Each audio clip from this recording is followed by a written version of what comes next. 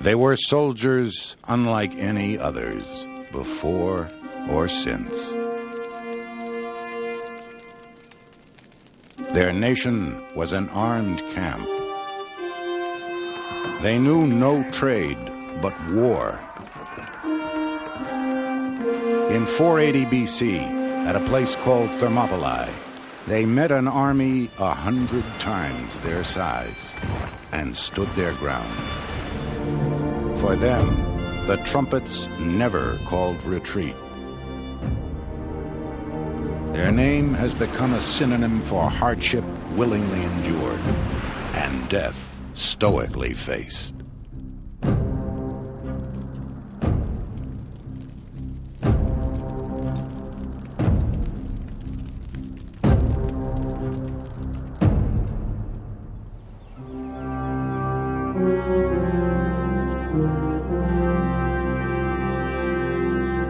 If the city of the Spartans should be deserted, and nothing left but its temples and foundations, posterity would, I think, after a long lapse of time, be unwilling to believe that their power was as great as their renown.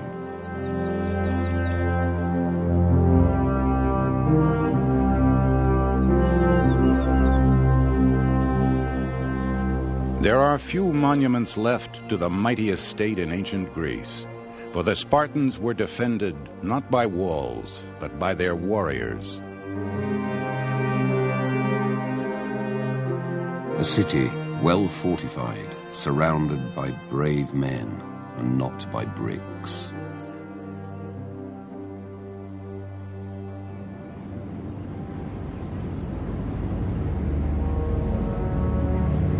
Early in the 5th century BC, the Spartan defenses were put to their hardest test yet.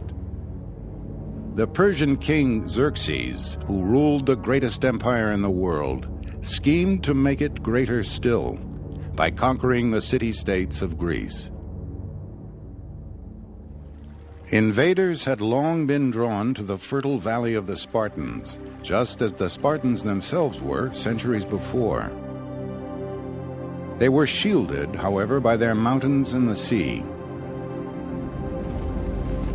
The true menace to Sparta lay within. Helots, they were called, captives. They were here before the Spartans, and they outnumbered them. But now the Helots toiled like sharecroppers.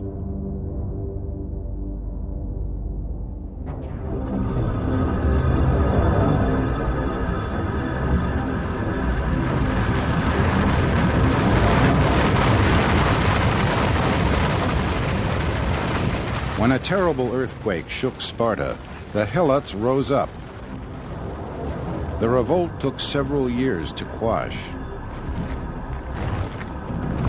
Ever since, the Helots were kept in check by Sparta's soldiers, who went among them to kill the disloyal. Hostile to outsiders, fearful at home, Sparta was a regime like no other in history. Forever under the cloud of war, the entire nation lived like an army.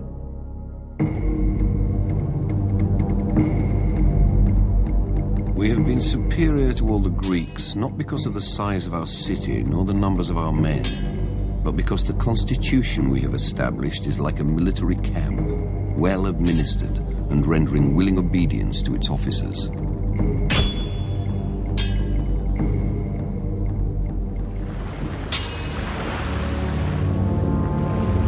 When the Persians marched on Greece, Sparta and its rivals ceased fighting among themselves.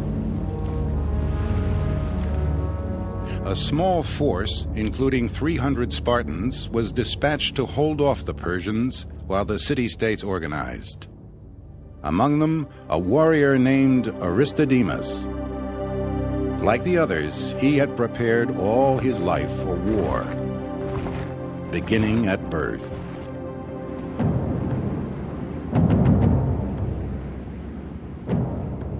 Upon entering the world, a Spartan infant was examined by the city's elders. If it was not healthy and sturdy, it would be flung into a ravine on Mount Taygetus, and left to die.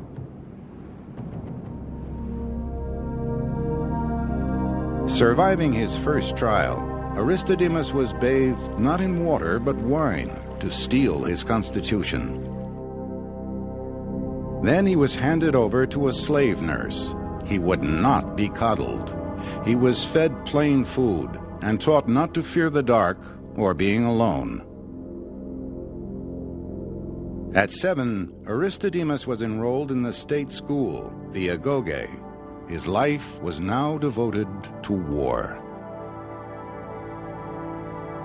Of reading and writing, they learned only enough to serve their turn.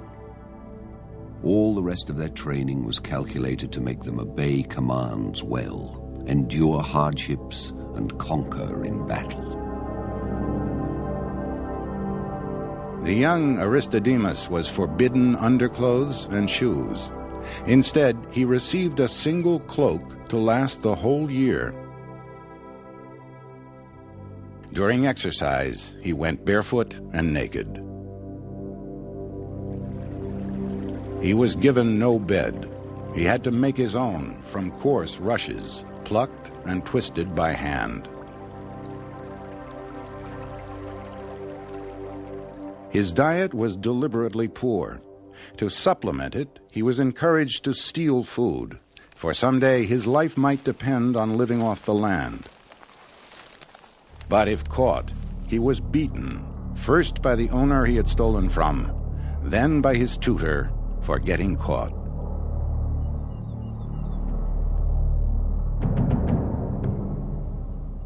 At 12, Aristodemus began training with weapons: the sword, the thrusting spear, and the bulwark of the Spartan army, the shield.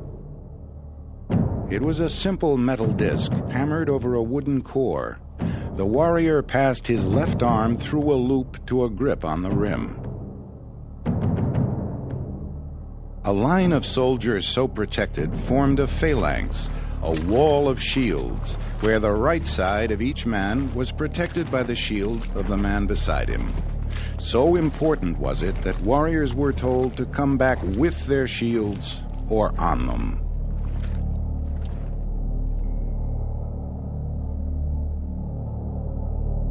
At 20, Aristodemus faced another rite of passage: the privilege of joining a mess.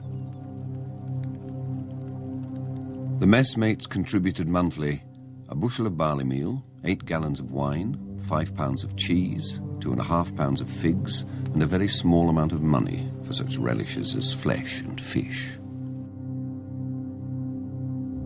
For a Spartan warrior, belonging to a mess was not only a symbol of status, it was status itself.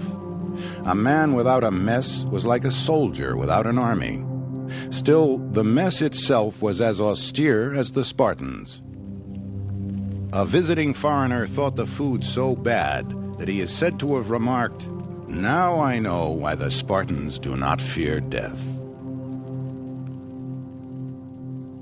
In the mess and the barracks, bonds were forged that could not be broken on the battlefield.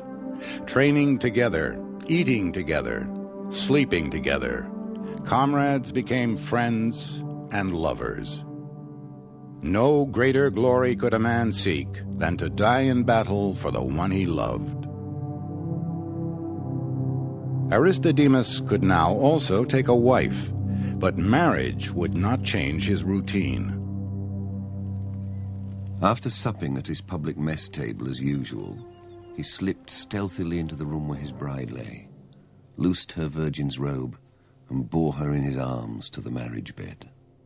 Then, after spending a short time with his bride, he went away to his usual quarters, there to sleep alongside the other young men. Only at age 30 did Aristodemus reach the last stage of Spartan education. He was now an equal. For the rest of his life, an equal devoted himself to affairs of state and the art of war. He could choose to live with his family if he had one, but he could not farm or trade. Such work was left to others. The result, An army that could outdrill, outmarch, and outfight any other.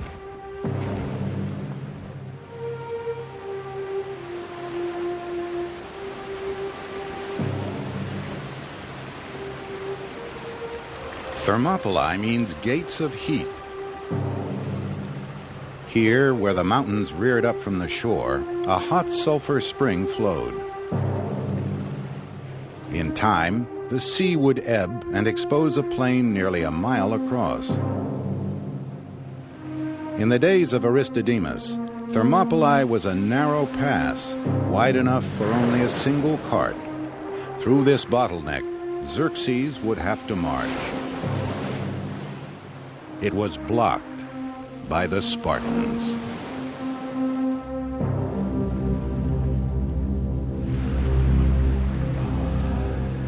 Xerxes sent out a spy.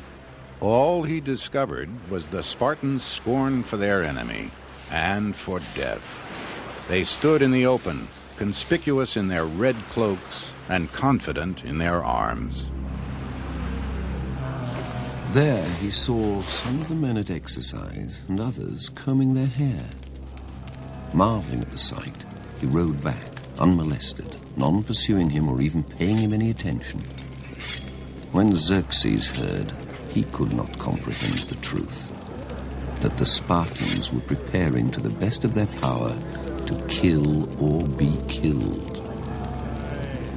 What they were doing seemed laughable.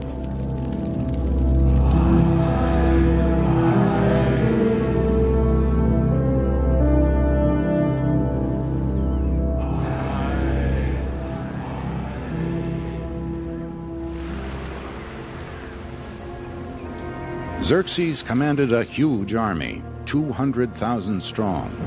Such a host, he imagined, would sweep the Greeks aside. He didn't know the lay of the land or the way of the Spartans.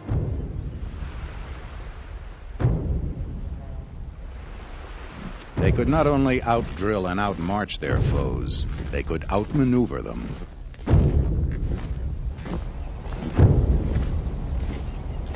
Spartans fought in platoons of 24 men called sworn bands. Small, mobile, and fiercely loyal. Aristodemus would serve in the same band throughout his career. At 55, he would retire, and a new man would take his place. For this family of comrades, each man was sworn to fight and die.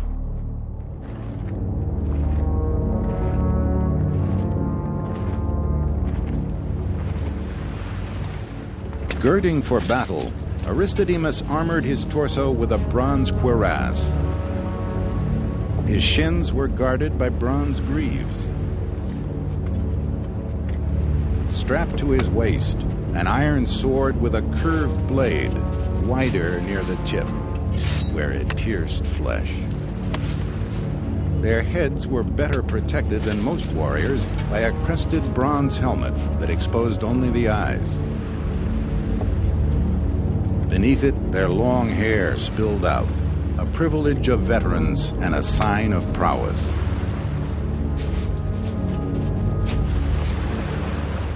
Deployed in the first rank of the phalanx, Aristodemus lifted his short spear over his shoulder, locked shields with his comrades, and advanced.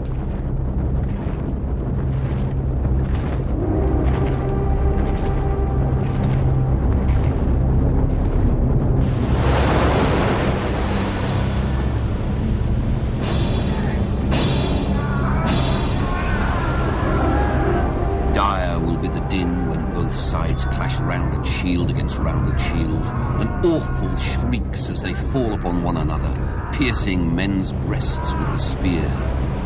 And not a bit will they draw back from the pounding of the missiles. Nay, despite the battering of great hurlstones, the helmets shall abide the rattle of war unbowed.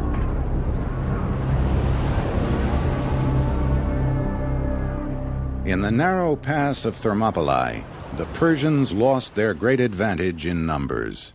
Fighting in shifts, Thrusting their spears from behind their wall of shields, the Greeks repelled assault after assault.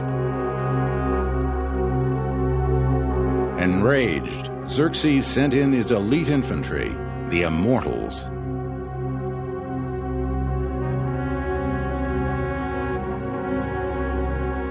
The Spartan king Leonidas ordered the unthinkable: retreat. The Persians swarmed into the pass, and the trap. At a signal, the Spartans turned.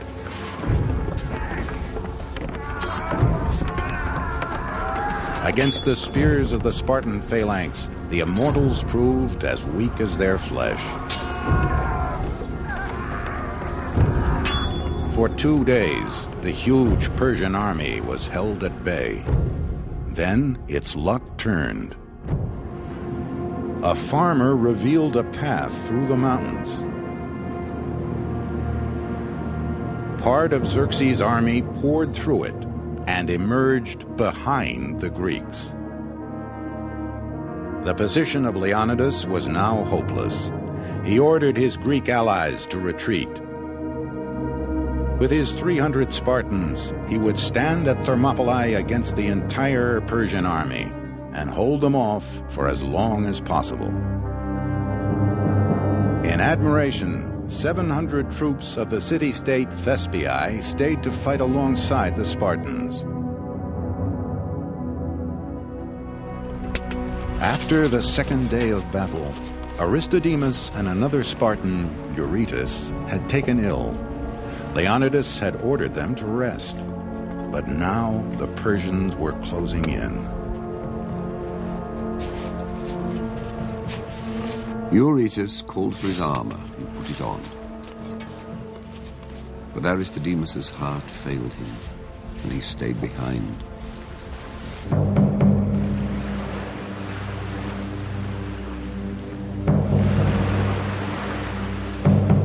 They now met their enemies outside the pass, and many of the barbarians were slain.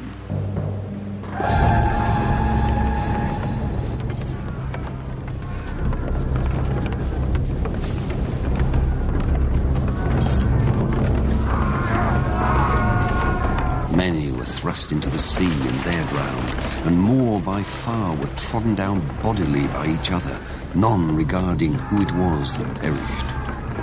For inasmuch as the Greeks knew that they must die by the hands of those who came around the mountain, they put forth the very utmost of their strength against the barbarians in their recklessness and frenzy.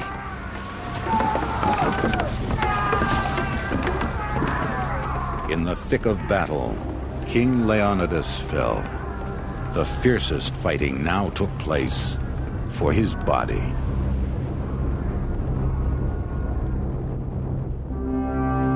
Their spears and their ranks at last broken, the Greeks withdrew to a hill for a final stand.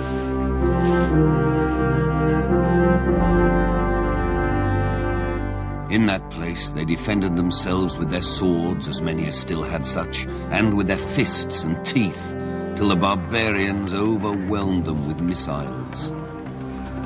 Thus did the men of Sparta and Thespiae bear themselves.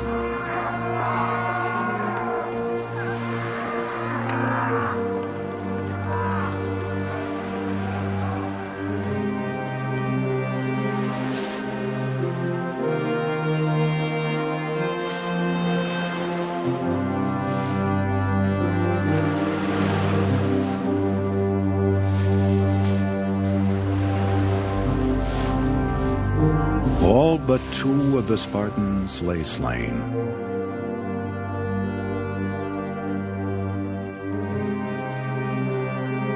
The poet Simonides composed an epitaph for the Spartan dead. O stranger, go tell the Spartans that here we lie, obedient to their laws.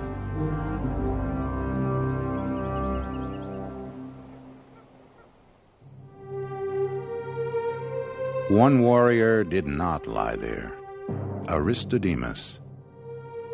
For a Spartan, this was the worst fate.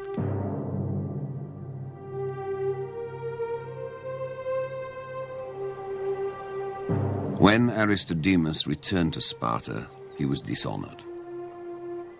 No Spartan would give him fire nor speak with him. And they called him for his disgrace Aristodemus the coward.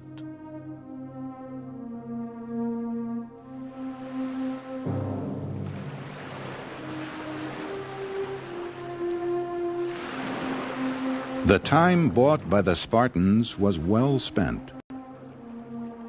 When the Persians again met the Greeks in the great naval battle at Salamis, they were destroyed. Xerxes' dream of conquering Greece went down with his ships.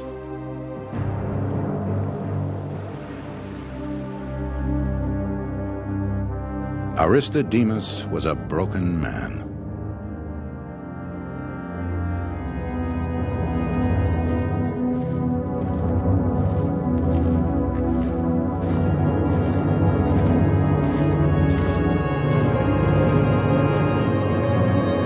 Fighting a year later at Plataea, he plunged into the enemy line and ended his misery.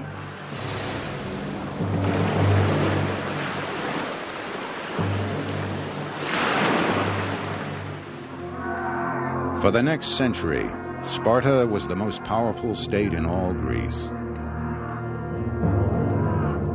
In 404 BC, it defeated its proud arch-rival, Athens. But for the inflexible Spartans, new lands proved easier to win than to rule. The state as armed camp, an idea that worked so well at home, failed abroad. By the 2nd century BC, Sparta was broken. The discipline that kept its soldiers from fleeing in panic also prevented wise retreat. Militant Sparta had made too many enemies and lost too many men. Sparta's great training system, the agoge, was reduced to spectacle.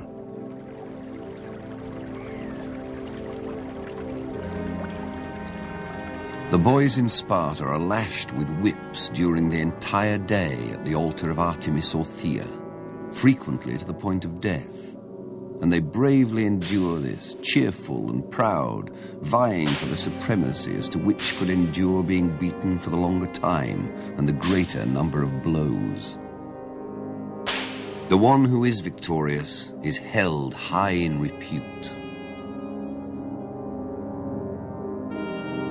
This was the legacy of the once proud Spartans.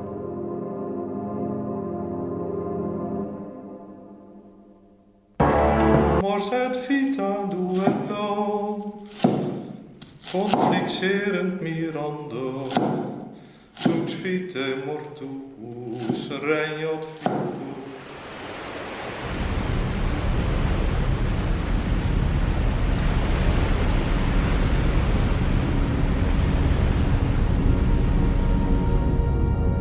In this year, dire portents appeared over Northumbria and sorely frightened the people. They consisted of immense whirlwinds and flashes of lightning, and fiery dragons were seen flying in the air.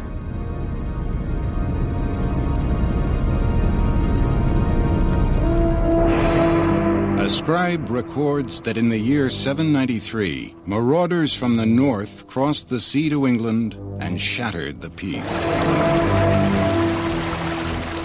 Pagans in search of treasure, they surprised the defenseless monastery of Lindisfarne.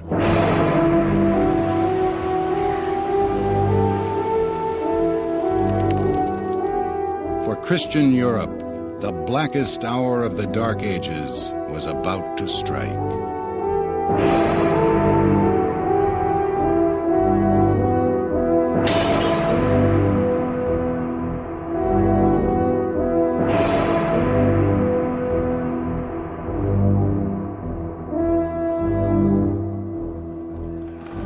They came to the church, laid everything waste with grievous plundering, trampled the holy places with polluted feet, dug up the altars and seized the treasures.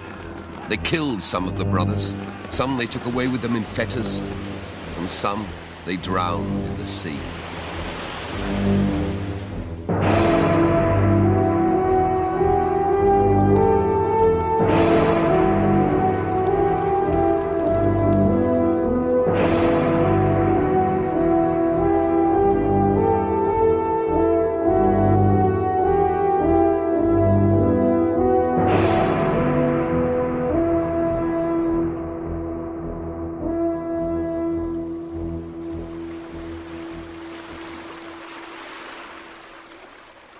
For 300 years, the sight of a Viking longship made Europe tremble, for it carried a fearsome crew, the greatest sailors of their day and the fiercest warriors.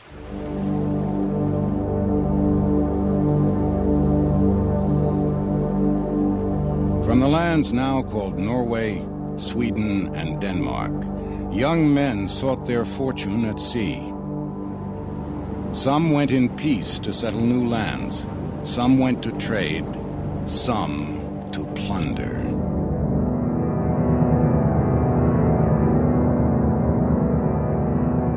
In their sagas, Norse poets recorded and embellished the exploits of these seafaring warriors.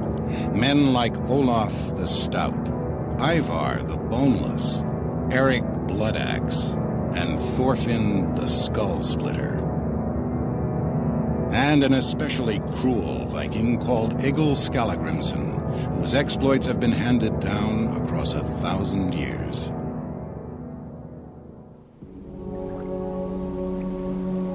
Egil's father was from Norway, but having backed the wrong side in a dispute, he had been forced to flee to Iceland.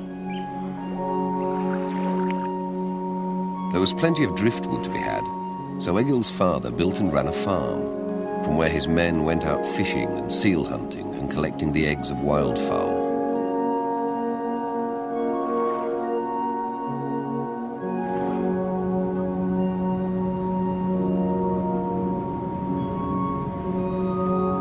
Egil was born around 900 AD and raised in a small village. Just a few huts and longhouses.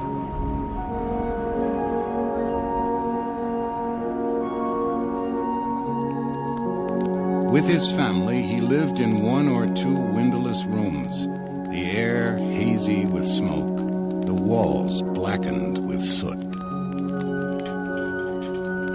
An Arab trader from a more civilized land was shocked by some of the Viking customs he witnessed. Anyone who slaughters an animal by way of sacrifice has a pole outside his house and hangs the sacrificed animal there. I have never heard such horrible singing. It's like a growl coming out of their throats, like the barking of dogs, only much more beastly.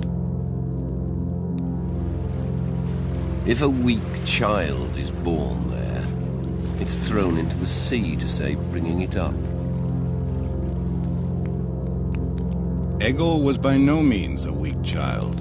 Like other boys, he played at war and watched in awe as his elder brothers and his father went off each spring to adventures Egil could only imagine and envy. It soon became obvious that Egil was going to be just as black-haired and ugly as his father. By the time he was 3 years old, he was as big and strong as a boy of 6 or 7 years. When it came to playing with the other lads, he was a hard one to handle. The saga records that at the age of 6, Egil lost a competition to a boy called Grim. The humiliation was unbearable. He ran up to Grim and drove the axe into his head right through to the brain. His mother said that Egil had the makings of a real Viking, and it was obvious that as soon as he was old enough, he ought to be given fighting ships.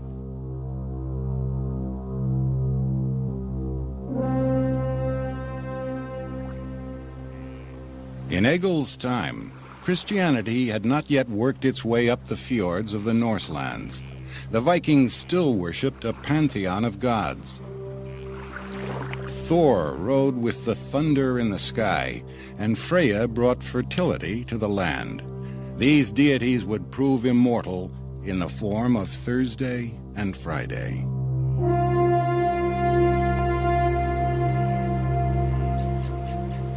Warriors charged into battle, shielded by Odin, god of war. A Viking who died on the field joined the fallen heroes before him in Valhalla, a feasting hall of the other world. There he would celebrate his deeds on earth until the day when he would fight and die alongside the gods in mankind's final battle.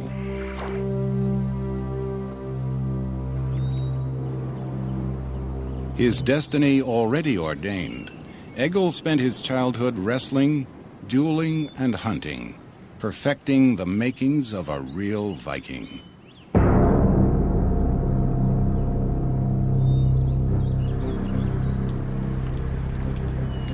Egil impatiently awaited the first sign of spring and the chance to go to sea in a longship and go raiding. An elder brother owned such a ship. When he began to recruit men from the villages, Egil joined him. In spring, they started preparing a big longship, and as soon as everyone was ready, off they went.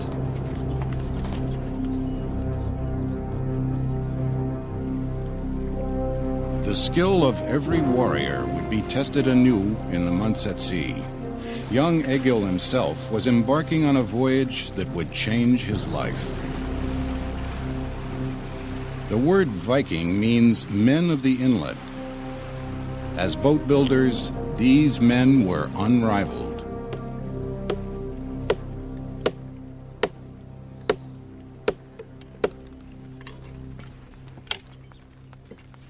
By late in the 8th century, when the Vikings swept down upon the monks at Lindisfarne, the Scandinavians had developed a craft that would change history.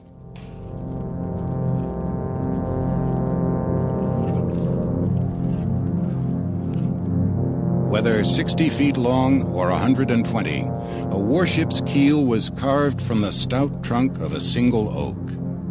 With a broad hull and a shallow draft, such ships penetrated far upriver and could be beached almost anywhere. Water, usually a barrier that kept enemies at bay, became for the Vikings a highway to invasion. To them, their vessel was a creature unto itself. They gave it names like Long Serpent and Raven of the Wind. Christian monks indeed saw snakes and dragons flying through the air. Overlapping planks of oak or pine were nailed, pinned, or lashed to the hull. The planks were caulked with tarred animal hair. In rough seas or rainstorms, the ships remained watertight. Under sail, these ships could make 10 knots. Against the swift longship, there was no defense, for the Vikings had mastered not only the element of water, but of surprise. A French monk lamented, "The Vikings overrun all that lies before them, and none can withstand them." Before long, Egil had risen to command his own ship. Once it was manned, they went plundering that summer in the Baltic.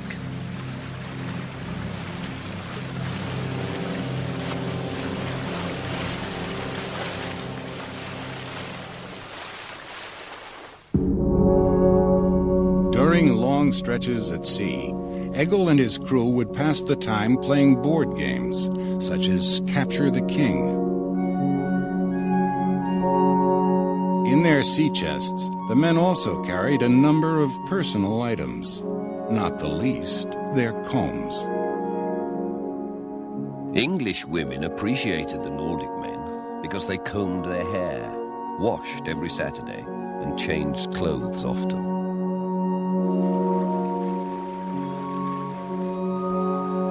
After making many raids and winning a great deal of loot, Egil sailed into the Baltic to Courland, in what is now Latvia. For 2 weeks, he and his shipmates traded peacefully. Just as suddenly, Egil changed tack and sailed away to resume plundering. One day, Egil and his comrades put in near a large estuary that lay beneath a vast area of forest. They decided to go ashore and divide into groups, each of them 12 strong.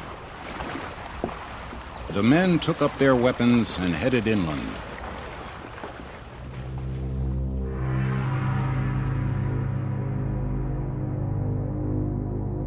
Egil carried an iron sword more than 3 feet long called Adder, a sleek serpent that unleashed death whenever it struck.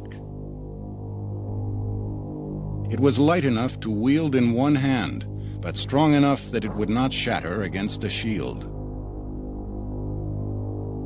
Like most Vikings, Egil prized this weapon above all others.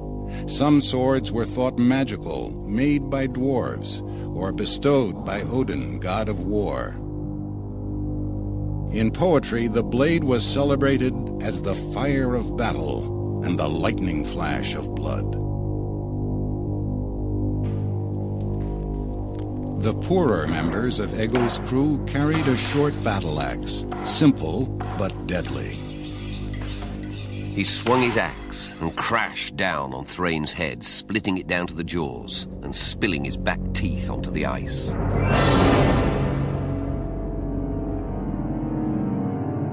Warriors who could afford to wore an iron helmet, which, despite legend, was never horned. The wealthy girded themselves with mail, made of thousands of interlocking links. And every warrior carried a round wooden shield.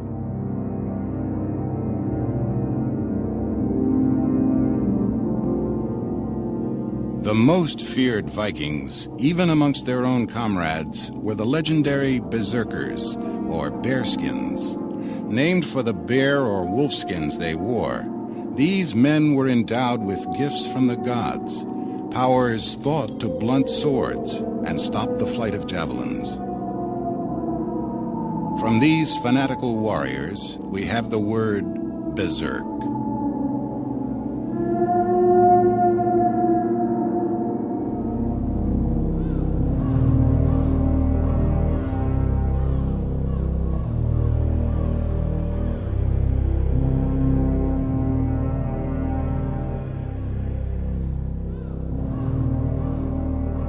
Egil had walked through the forest with his 12 men. Not far away was a farmstead, so they made for it. And on reaching it, they charged into the building. I've borne the blood-stained sword and bitter spear shaft, the raven at my right hand. As we raiders strove forward, burning for battle, we made their barns blaze. Gory at their gates groaned those fast sleepers.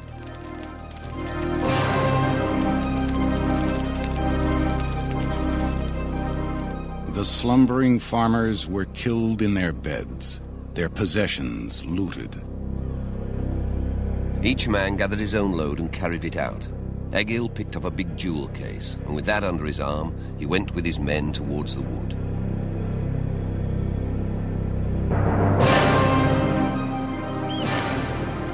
Egil's ship continued on its trail of terror. Late in the summer, they sailed for Denmark to lie in wait for trading vessels and plunder wherever they could. So it went, stealing treasures of silver and gold from helpless monasteries and taking slaves from coastal villages. But having amassed great wealth, Viking raiders sometimes chose not to fight, but trade. Treasure and slaves could be bartered for Mediterranean wines, Eastern spices, and Persian leather. Their most valuable ornaments are ceramic beads, which are kept on the ships. They bargain for them, put them on a chain, and give them to their women as necklaces. As traders and seafarers, the Vikings left their mark throughout Europe. Russia owes its name to Norse traders called Rus. Normandy, too, was settled by the men from the north.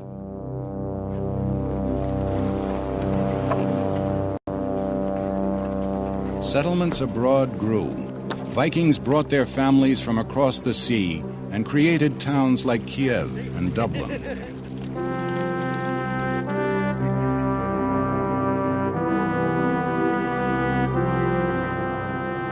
Journeying far to the east, Viking mercenaries formed a bodyguard to the Christian emperor of Byzantium.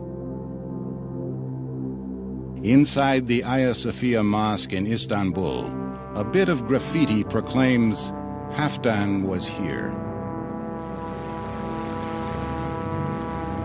Most daring of all, the Vikings are believed the first Europeans to have crossed the Atlantic, predating Columbus by 500 years.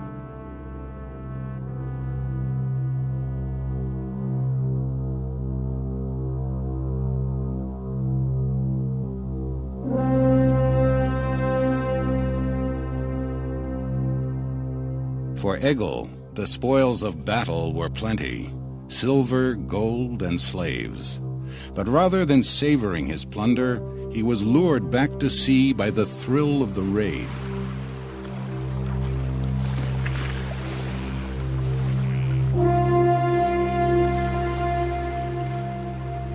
As generations of Vikings descended upon the coast of Europe, their reputation spread far inland. When the King of Scotland declared war against the King of England, England's Athelstan sought help from the very Norsemen who had raided his shores. One of his mercenaries was Egil.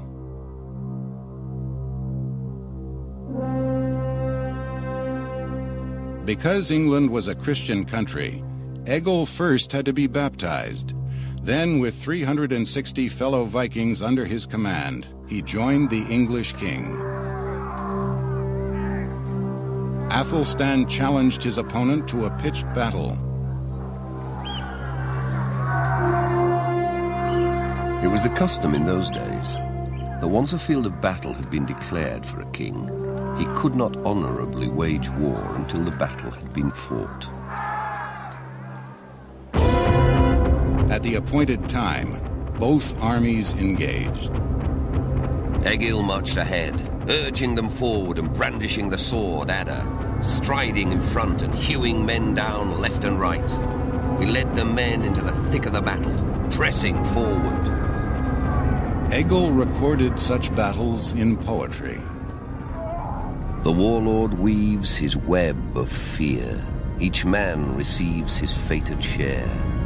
A blood-red sun's the warrior's shield. The eagle scans the battlefield. Then Egil and his troops caused utter havoc by attacking the Scottish king's unguarded flank. The whole column gave way and began to disintegrate, and the Vikings raised the cry of victory.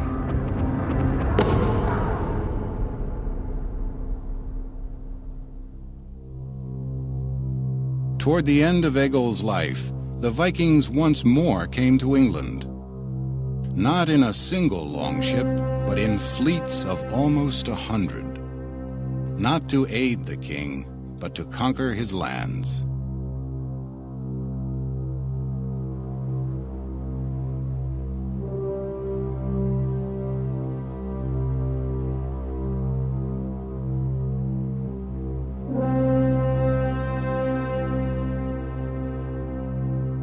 For this race of warriors, death came early through disease or battle.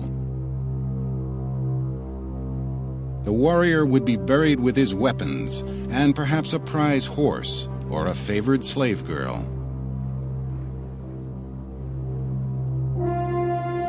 His grave would be outlined by stones in the shape of a longship, the vessel that would carry him to the next world.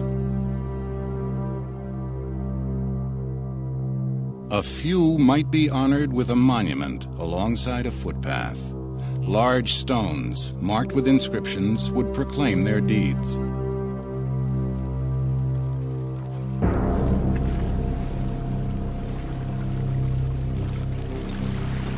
The greatest warriors received the highest honor of all, a boat burial, provisioned with riches for the journey to Valhalla.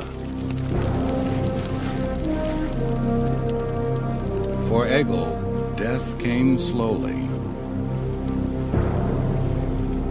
I flounder by the fireside, ask females for mercy. Time passes tediously.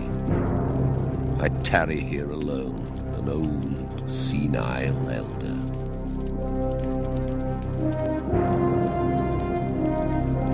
For the Viking way of life, too, death came at last. Old victims had grown strong, and old enemies had become friends. The Norsemen in Normandy, even the Danes in Denmark, would become strangers to men like Egil. By the 12th century, Christian Europe had quietly absorbed this race of warriors.